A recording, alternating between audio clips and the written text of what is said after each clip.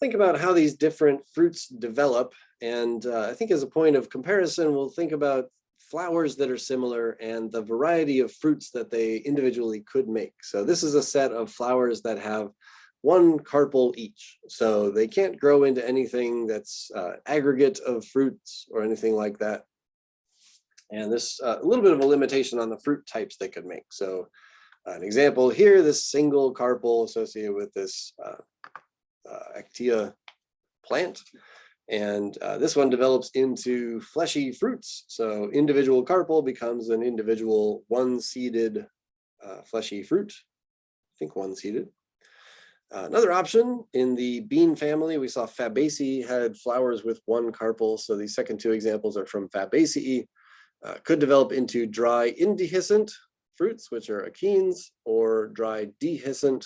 Then we had this term follicles, or we're in the legume family, so I guess you could call that a legume if you want to stick with that terminology.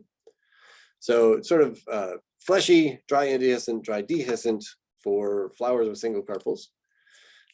Flowers with separate carpels, again, flower, fleshy, so these would develop into fleshy aggregates of berries or drupes. Dry indehiscent would develop into aggregate of achenes. Dry dehiscent, aggregate of follicles. Follicles, if you remember, was our term for dehiscent fruits that are made from a single carpel. And then syncarpous gynecia, flower developing into a fleshy fruit, often with a lot more seeds individually, but still possible to have several fused carpels developing into a one-seeded fruit.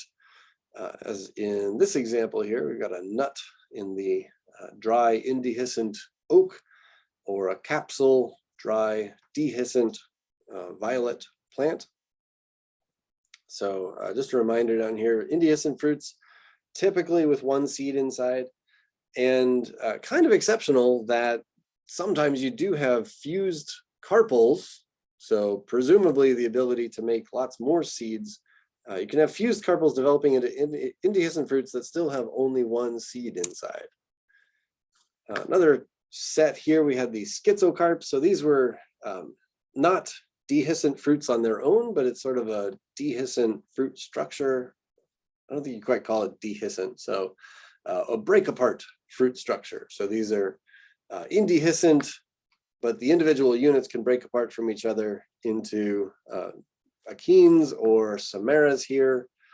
Typically, this is an indehiscent situation. So the parts that break apart still have this extra layer of fruit tissue around the outside and get dispersed individually. Quite a few of these we've seen already. And then nuts, as I mentioned, a lot of cases where we have more than one carpel fused together, and then just dry indehiscent. Nice illustration in the walnut here. You can see the seam in the middle of a walnut kind of tells you that this had a starting point as two carpels, but inside of a walnut is just one seed. So it's fused together of two carpels, one seed on the inside. Pretty common for nuts, actually. That's pretty much why I have this slide here.